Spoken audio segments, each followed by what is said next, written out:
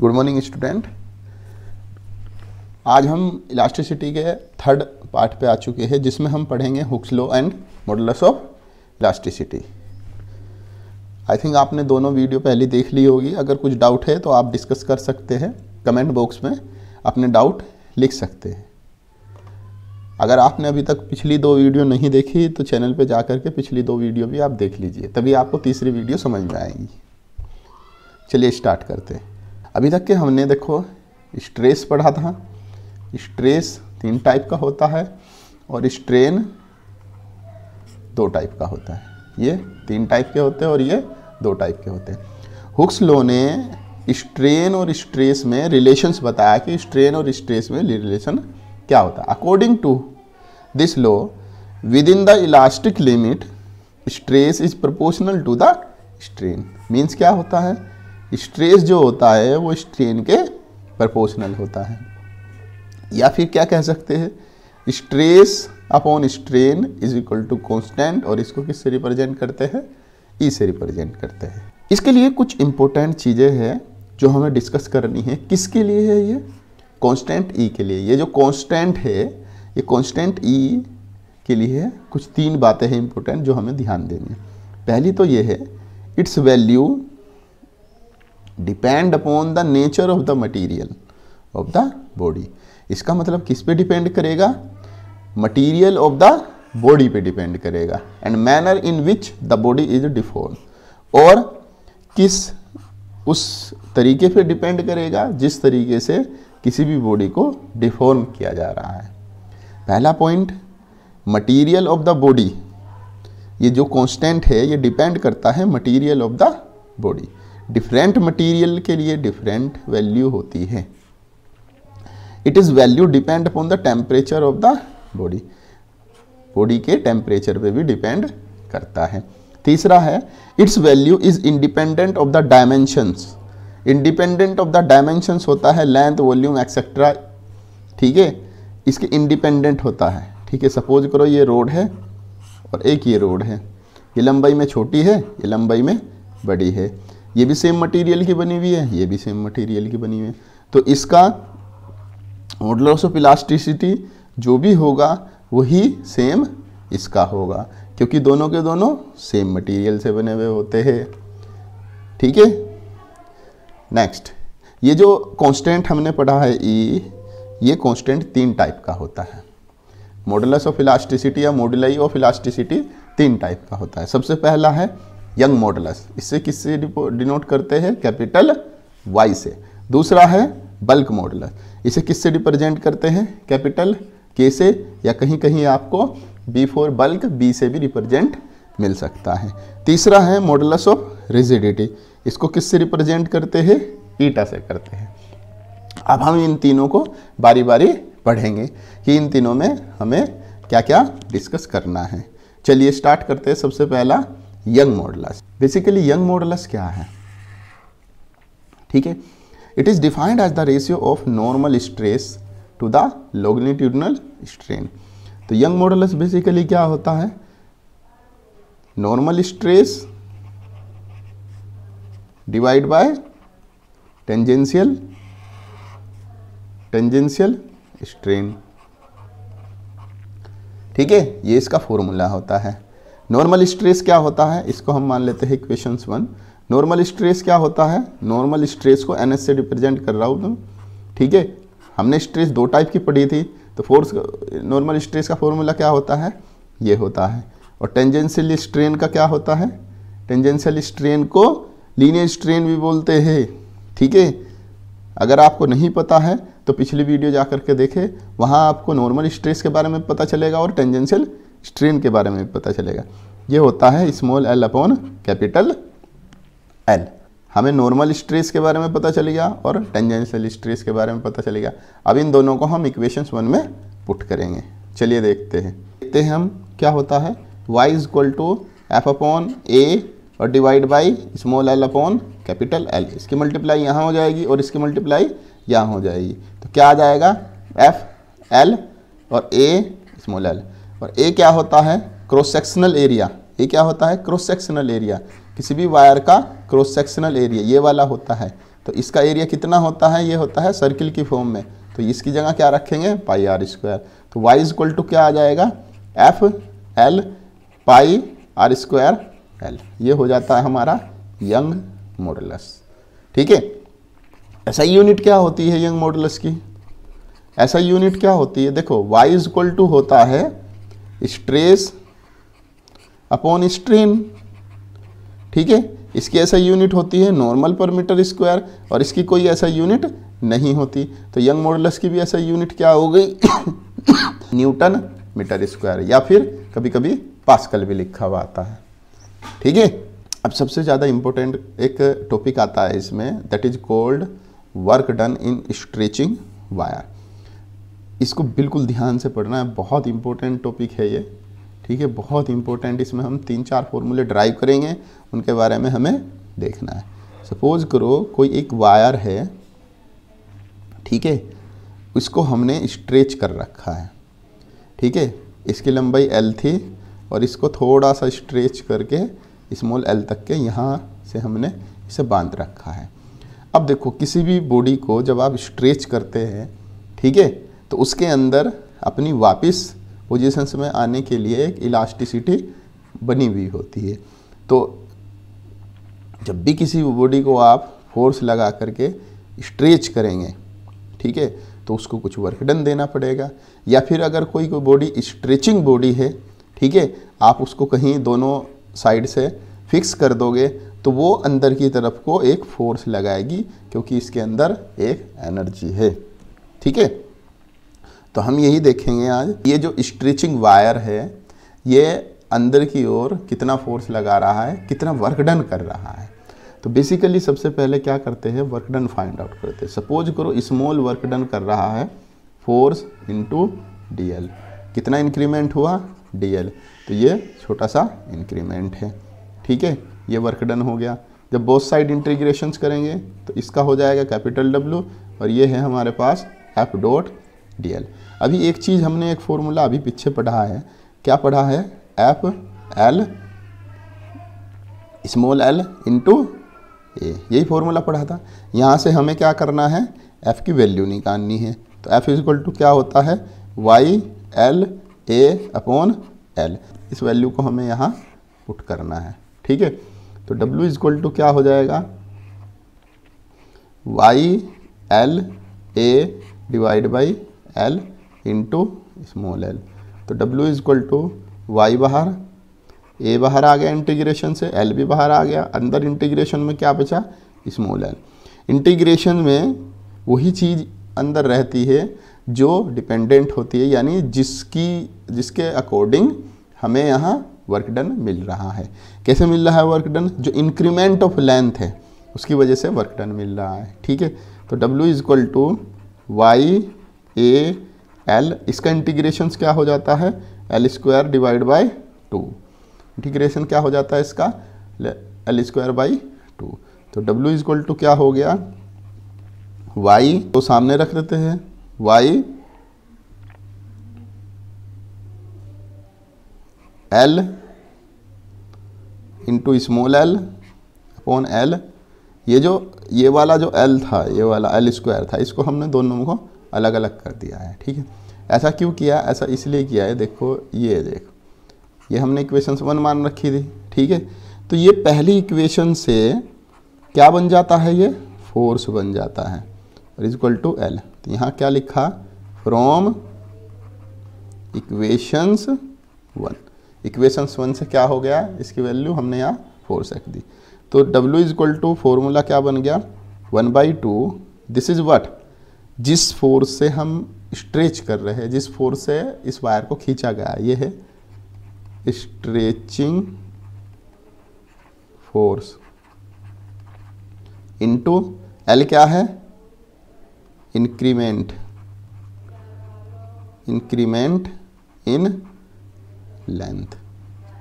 ठीक है, इस पेज पे दिखाते हैं इसको, देखो क्या फॉर्मूला बन गया, F is equal to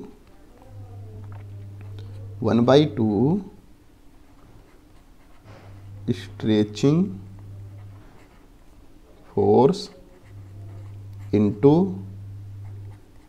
increase in length. तो ये हमारा एक फॉर्मूला बन जाता है। ठीक है, अब एक बात ध्यान दो, अगर हम पिछली इक्वेशंस की ही बात करते, ये तो एक अलग फॉर्मूला बन गया हमारे पास कि अगर हमें स्ट्रेचिंग फोर्स गिवन है, ठीक है, या अप्लाइड फोर्स गिवन है, ठीक है, यहाँ अप्लाइड भी आ सकता है या डिफॉर्मिंग भी आ सकता है, जो हमने फोर्स अप्लाइड किया, applied force into increment in length, sorry F equal to नहीं था, ये डब्ल्यू इक्वल टू था, तो W equal to 1/2 F into L. हमें क्या करना है, ए से मल्टीप्लाई करना है, ए से डिवाइड करना है, फिर स्मॉल कैपिटल एल से मल्टीप्लाई करना है, कैपिटल एल से डिवाइड करना है। ठीक है, तो 1/2 ये जो एफ है, ये वाला जो ए है वो वाला इस एफ के नीचे रखेंगे, ठीक है, ये रख दिया, ठीक है, इनटू एल, ये वाला एल है इसके नीचे क्या रखेंगे, ये वाला एल रखते हैं। ठीक है, अब बचा क्या, ये दोनों एल, ए इंटू एल, इसको क्या बोलते हैं, area into length is equal to volume. इसको क्या बोलते हैं, स्ट्रेस, और इसको क्या बोलते हैं, स्ट्रेन। ये क्या हो जाएगा, स्ट्रेन हो जाएगा। तो W is equal to 1/2 stress strain into volume. एक फॉर्मूला ये बन जाता है। अगर आपको स्ट्रेन स्ट्रेस की टर्म में कोई चीज़ दे रखी होगी तो उसके लिए एक फॉर्मूला क्या बन जाएगा, ये बन जाएगा।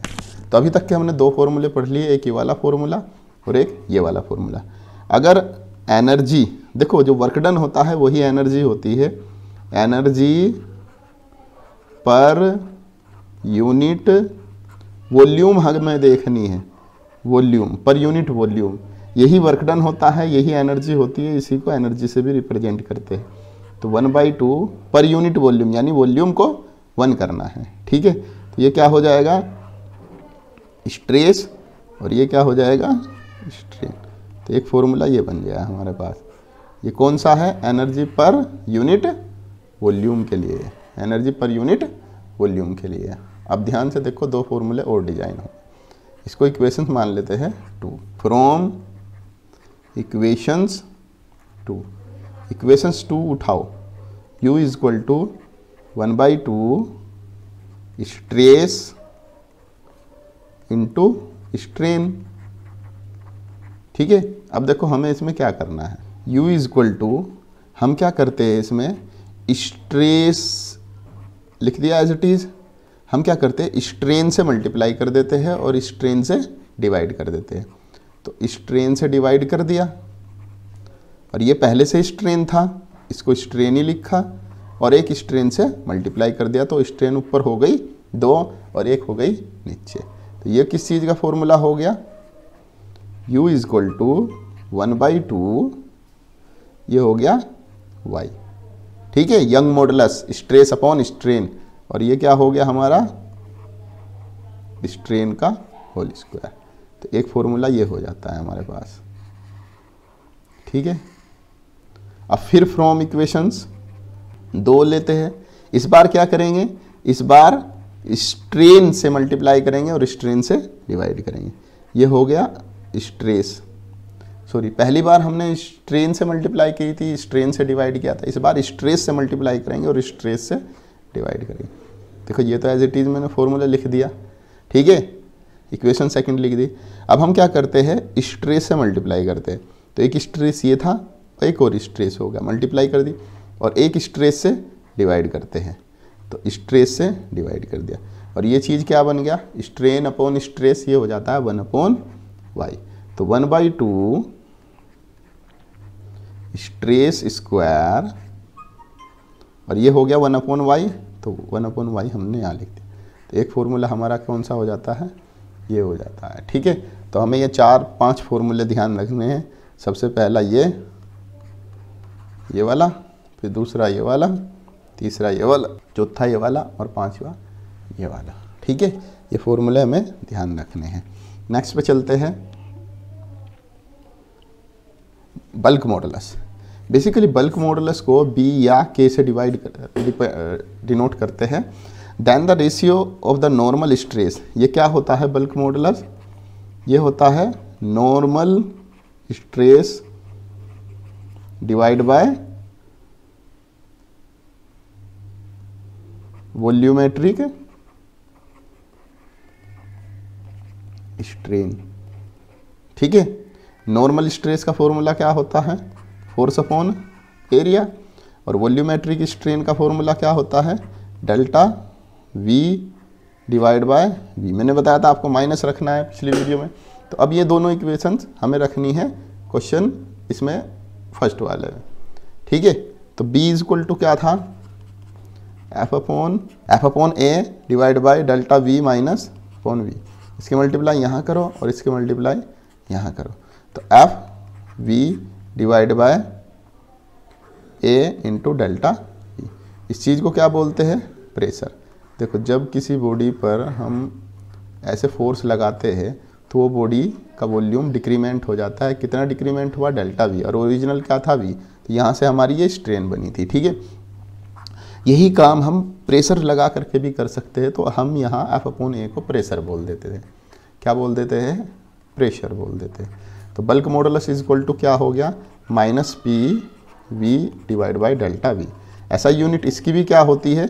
वही होती है न्यूटन पर मीटर स्क्वायर या फिर पास्कल होती है। ठीक है, क्योंकि ये भी क्या होता है? स्ट्रेस अपॉन स्ट्रेन होता है। स्ट्रेन यूनिटलेस होगा और स्ट्रेस न्यूटन पर मीटर स्क्वायर हो जाएगा।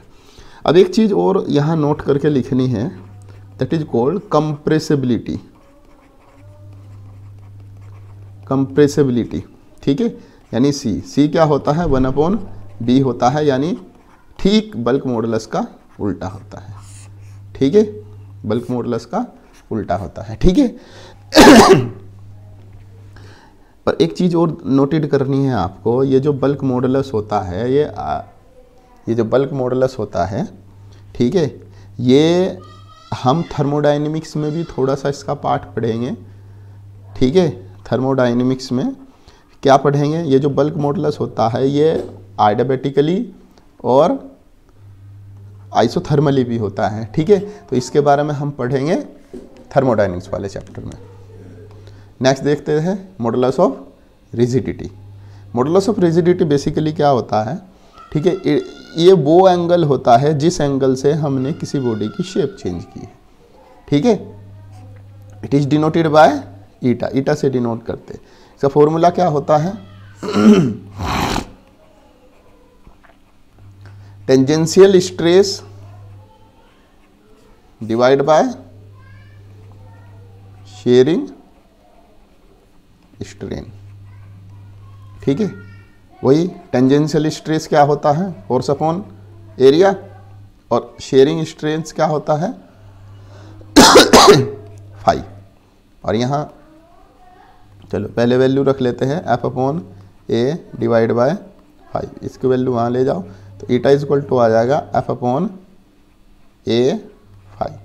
ठीक है, और फाई का हमने पहले फॉर्मूला भी पढ़ा था, क्या बोलते हैं फाई को? एक्स अपॉन एल बोलते हैं। ठीक है, तो ये अगर इसको हम यहाँ पुट करते हैं तो F is equal to L ऊपर आ जाएगा और एक्स नीचे आ जाएगा। ये हमने फाई की वैल्यू पुट कर दी है यहाँ, एक्स अपॉन एल।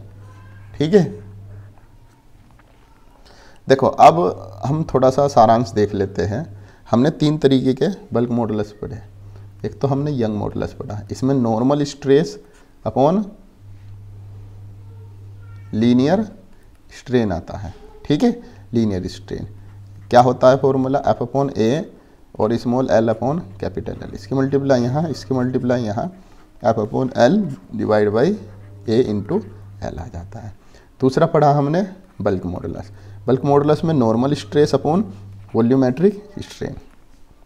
ठीक है, इसका फॉर्मूला क्या होता है? F upon A divide by delta V upon V. इसकी मल्टीप्लाई यहाँ करो और इसकी मल्टीप्लाई यहाँ करो, तो ये आ गया delta V upon minus A upon delta we. इसको हम प्रेशर बोल देते हैं। ठीक है, तो ये हो जाता है P V upon delta we. तीसरा है मॉडुलस ऑफ रिजिडिटी। इसमें आता है tangential stress divide by shearing strain. Tangential stress क्या होता है? देखो स्ट्रेस के सभी के फॉर्मूले सेम होते हैं, सिर्फ फोर्स चेंज होता है। ये फोर्स टेंजेंशियल लगाया जा रहा है, ये फोर्स नॉर्मली लगाया जा रहा है, ये भी फोर्स नॉर्मली लगाया जा रहा है। ठीक है, इसमें आता है फाई। तो F upon A phi, phi की वैल्यू क्या रख लेते हैं? X अपॉन L रख लेते हैं। तो ये क्या हो जाएगा? L ऊपर चला जाएगा, A इंटू एक्स हो जाएगा। ध्यान से देखो एक चीज़, हमने स्ट्रेस पढ़े हैं दो टाइप के। तो जो नॉर्मल है वो तो आएगा पहले और दूसरे में, और तीसरे में आएगा टेंजेंशियल। और जो हमने स्ट्रेन पढ़ी है वो तीन टाइप की पढ़ी है, पहली लीनियर स्ट्रेन, दूसरी वॉल्यूमेट्रिक स्ट्रेन और तीसरी शेयर स्ट्रेन। ठीक है, आई थिंक आपको ये चीज़ें समझ में आ गई होगी। अगर कोई भी डाउट है तो आप कमेंट में छोड़ सकते हैं, आपका डाउट क्लियर कराया जाएगा। ठीक है, और नेक्स्ट वीडियो के लिए चैनल को सब्सक्राइब कीजिए, लाइक कीजिए। धन्यवाद।